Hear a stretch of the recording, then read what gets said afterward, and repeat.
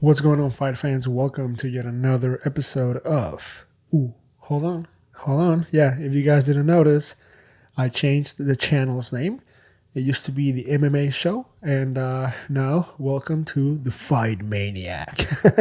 I don't know, just the MMA show. I thought it was a little generic and kind of used by a lot of more people. Something that I thought of on the spot when I made the channel. So it wasn't that original. So I don't know. The Fight Maniac, it's something more unique, I guess, something that I don't really see a lot out there. So yeah, hope you guys enjoy the rebranding of the channel. And yeah, we can go ahead and get started, man. As always, don't forget, hit the like button, hit the subscribe button, and leave me a comment. Let me know how you guys are feeling today.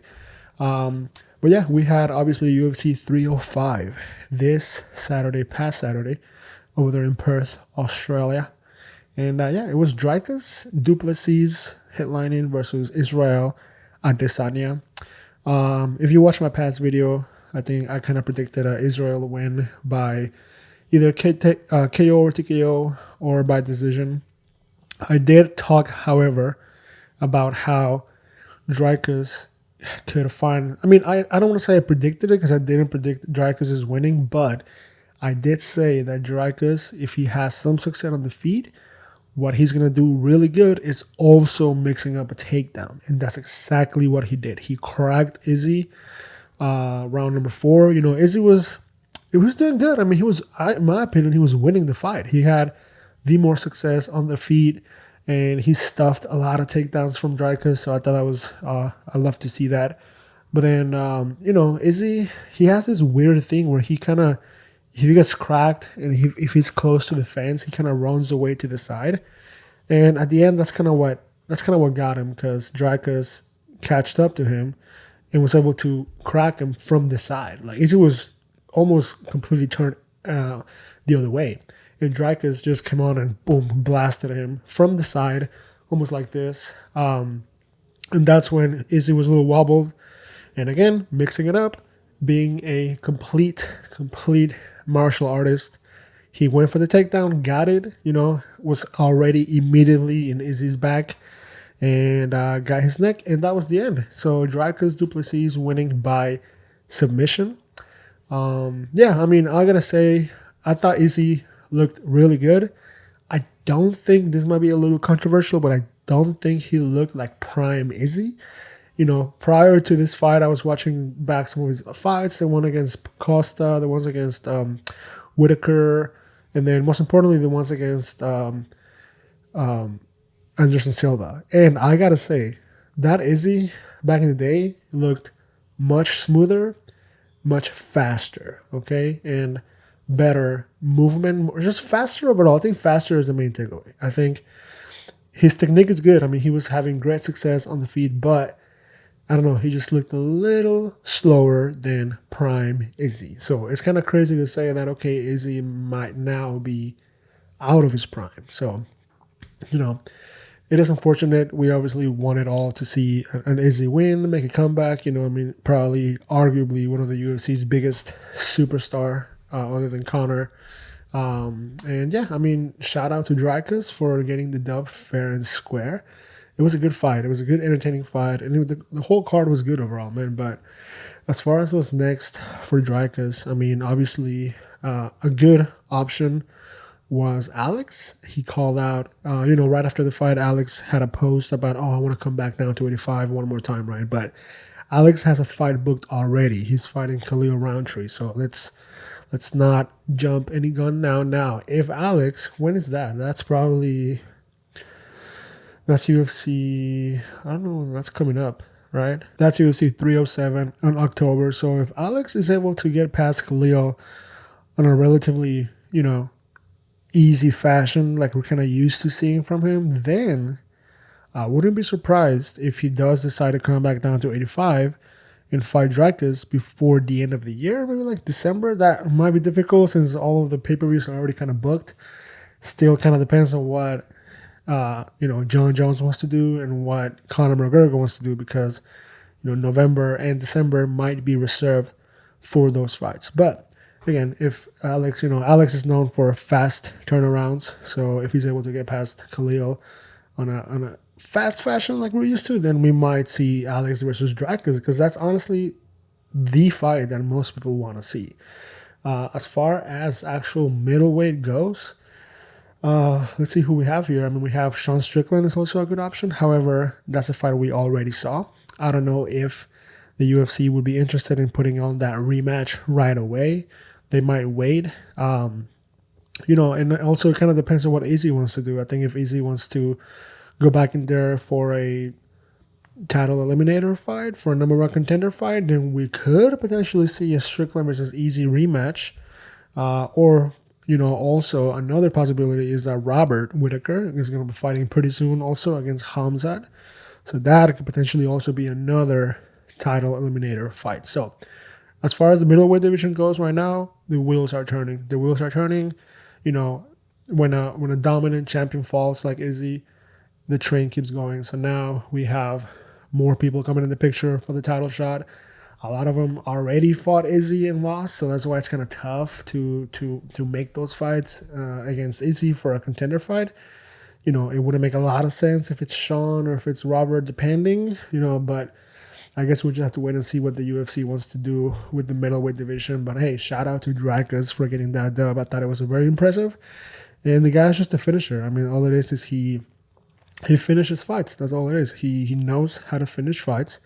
Even though he was down on the scorecards. And, I got to say, I did come in here last week and I talked about how I thought Sean Strickland had won the first fight.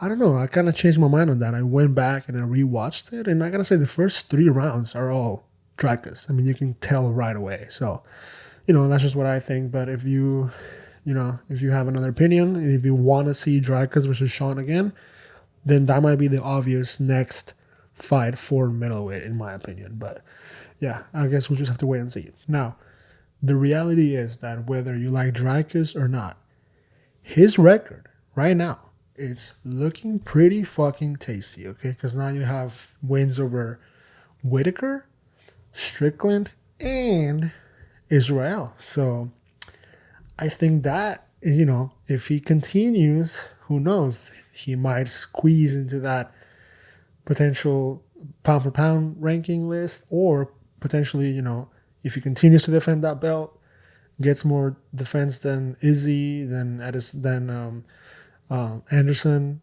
Who knows? Maybe we could be talking in a couple of years about a potential middleweight GOAT. You never know. You never know. But as right now, undefeated, finisher, and the last 3 guys he defeated are all former champs. So do with that information what you like. As far as Izzy goes, I mean, shit.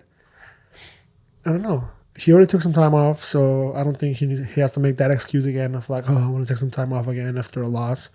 He never lost 2 in a row, so this is a bit unfortunate for him, especially after he was saying how he felt the fastest he's ever felt, the strongest he's ever felt. I will say strong-wise, he did look really good. I think he realized that Dracus was strength-wise, he's a much bigger guy. So if he wanted to definitely go get up from the takedowns, he needed to put on some muscle, and that's what he did. And look, I'm glad that he did that, because that could also potentially in the future, not right now, but in the future, set up a potential move at light heavyweight if Izzy wanted to do that. If he keeps on putting muscle and putting weight, then light heavyweight might not be such a bad idea, right? But yeah, it's exciting for the middleweight division right now. It's always good to get some new blood in there and some exciting matchups. So yeah, super excited for what's coming for those 2 guys. So shout out. In the co-main, we did have Kai Kara-France versus Steve Erceg, and I gotta say, man, on paper, I thought Steve Erceg had this in the bag. I mean, it was clear as day, when you look at the opponents that he's had and the wins that he's coming off. Obviously he lost the title shot, but before that, the man was undefeated. So I was like, boot. Kai Kara-France, unfortunately, has had a couple of rocky fights this past, he took also a lot of time off. He took like a year off or more. So, I'm not going to lie, I had Steve Erceg on this one. I thought he was going to get the dub. But Kai Kara-France surprised us all with a spectacular finish in the round number 1 with the KO. So shout out to him. I also came in here last week and I talked about how I don't think Kara France deserves a title shot, right? Obviously, you defeat the guy that just fought for the title, so that's the call you're gonna make, and that's the smart call to do. But if you look at his record, I mean, he lost the last two, right? So I don't know. In my opinion, you got to get another win if you want to fight for the title. So I don't know if the UFC will grant him a title fight right away, but also flyweight. There's not a lot of contenders right now, and for what we've heard, rumors. I don't want to spread any misinformation, but what we heard the rumors is that flyweight might be going away. But who knows? Those are just rumors. I'm not sure. Don't quote me on that, please. But I don't know. I would like to see Kara France defeat somebody else before he gets a title shot. Now, who though, right? That is a question because he already fought Brandon Moreno and lost. And I did talk about how maybe Brandon Royval would be a good opponent there. I don't think they fought before. Let me double check. Yeah, they did fight a while ago in 2020, and Royval won. So again, even another argument why Kara France doesn't get a title shot, right? Because he lost to the number one guy. He lost to the number two guy. So, I don't know. I mean, I wouldn't mind a title shot just to say fuck it and get away with it, and it makes the division a bit more exciting. But as far as if you're a purist and if you do like, the right guy getting the right shot at the right time, I just don't think this is the time for Kara France. Again, I think he should have won. If he would have won his last one or two, like if he won on a 2 or 3 fight win streak, then we can talk about a title shot. But the fact that he lost 2 in a row and then, got a great win, so, it's good for him. But the fact that he lost those 2, I don't think he deserves a title shot. But if he gets it, I'm happy for him. That's the main thing, right? Obviously. Then we had what I knew was going to be fight of the night, and Dan Hooker versus Gamrod. When I saw this fight, I'm like, okay, this is fight of the night written all over it. And that's exactly what happened. It was fight of the night, and Dan Hooker obviously ended up getting the dub in a spectacular fashion. I mean, he looked amazing in there. Okay, whenever we saw this, we saw a matchup like this, right? And Sanhagen versus Umar type of same scenario, right? Striker versus guy that's wrestler, and it's different because he's not Dagestani, but he does have a phenomenal wrestling, obviously, and he's a dangerous guy, just like those Dagestanis. So everyone was kind of counting Hooker out, especially because Hooker has had also a few losses in his career. But I do want to say, man, Hooker came out looking amazing, like a banshee, bro. He had amazing takedown defense. So I think was the main takeaway from that is that his takedown defense was phenomenal. Gamrod could not take him down as much as he wanted. He did get some takedowns, but Hooker was great at getting back up and stuffing the rest of them.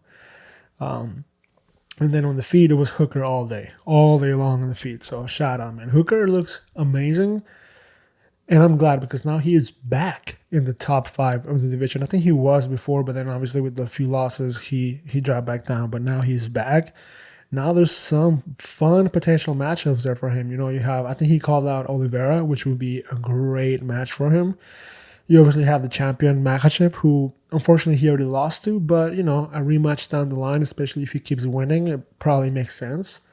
Other potential matches, you have Max Holloway, who's obviously booked, but if does Max Holloway decide to come up to lightweight again, he might be able to get a fight against Hooker, and that is a phenomenal fight. That will headline any card, bro. Absolutely. I will watch that 100% of the time. So yeah, shout out to Hooker for getting that dub, man. That is an insane dub for him, especially against a super dangerous guy like Gamrod. And again, in the last episode, I was also saying how on paper, if you look at his record, Gamrod should win this fight and should be up next for maybe a potential title fight, or a title eliminator. But, I think this puts Dan Hooker in a phenomenal position, like back in the top 5. You have maybe a Chandler rematch, you never know. There's some potential great fights in there. So yeah, shout out to Dan Hooker, man, for making a comeback.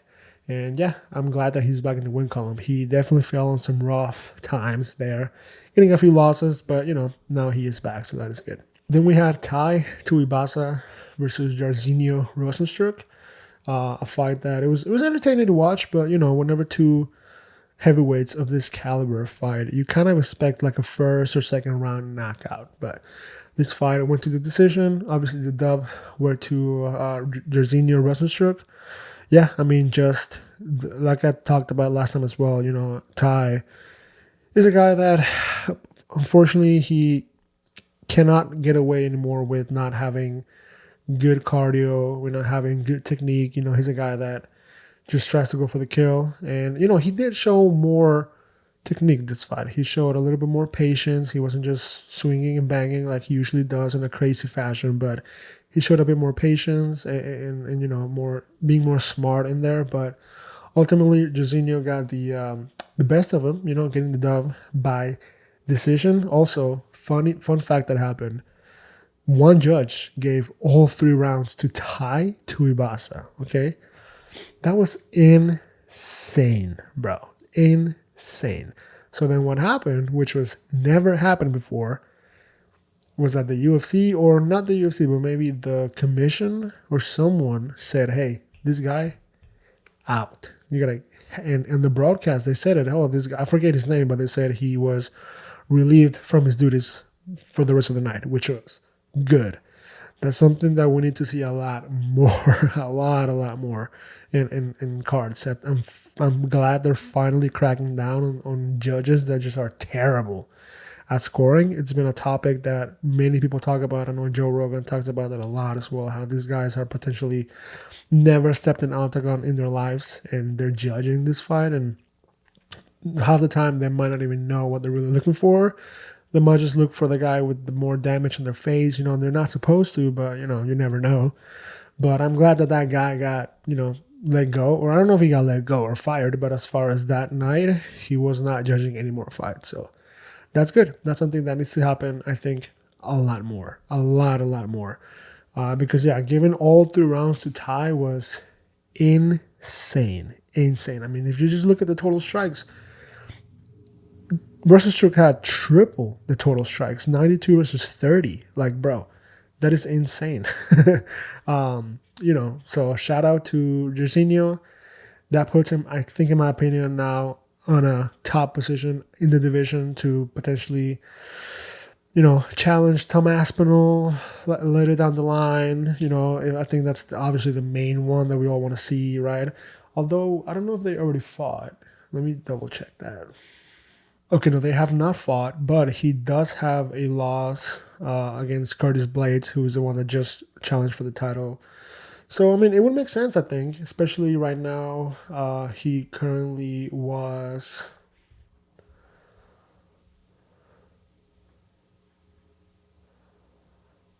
number 12. So, there's definitely some waiting time. He definitely has to win probably one more, right? And then he potentially be able to challenge for a title shot. But he's ranked number 12. The heavyweight is not as deep of a division, so you can really jump the gun, 5, 6, 7 spots if you just get one impressive dub, which he did. So shout out to him. I'm not saying he's going to fight Tom Aspinall next, but I'm just saying is that this puts him in a great spot for a challenger, for a number 1 contender fight down the line. So excited for Jairzinho. Glad that he got the dub, and shout out to him. Lastly, we had the Leech versus Carlos Prates. It was a round 2 KO. It was a nasty KO. I feel bad for the Leech, man, because he also took some time off. I believe last time he fought was against Khamzat, if I am not mistaken. But actually, he might have fought once again. Let me check. Oh, no, sorry. He had a loss against D-Rod last time over as well. But that was a while ago. It was almost 2 years. So I feel bad that, he's coming back and unfortunately getting knocked out in that fashion. Sucks, but, nothing to do but just keep going forward. I don't know if this will be it for him. You take 2 years and you come back and you get knocked out. That might be tough. But also, he could come back and get another dub and get back in the win column. So I think that would be good if he's able to do that. But, just feel bad for a guy like that. And yeah, as I already mentioned, Dana White blessed us with another announcement. It was Alex Pereira versus Khalil Roundtree for UFC 307. And I gotta say, man, I'm a little confused about this one. I'm happy that Khalil is getting a title shot. That's great. And with proper time to get ready for it. It's not like last minute shit or anything like we're usually seeing with Alex. But the purists and the people that I say, wait, hold on. What about Magomed and Khalil? I mean, the guy is right there. He's ranked way higher than Khalil. Khalil is ranked number 8, and Magomed is ranked number 2. You know what I mean? And yeah, Magomed is coming off of a win against Johnny Walker. However, he did have a couple of weird fights. He had a draw against Blachowicz, who Dana White was not happy because he said it was a boring-ass fight, which I kind of disagree with. And then he had that no contest with Johnny Walker, which was like a weird situation with the ref that he asked Johnny if he could continue or something like that, and he misunderstood, so he called off the fight.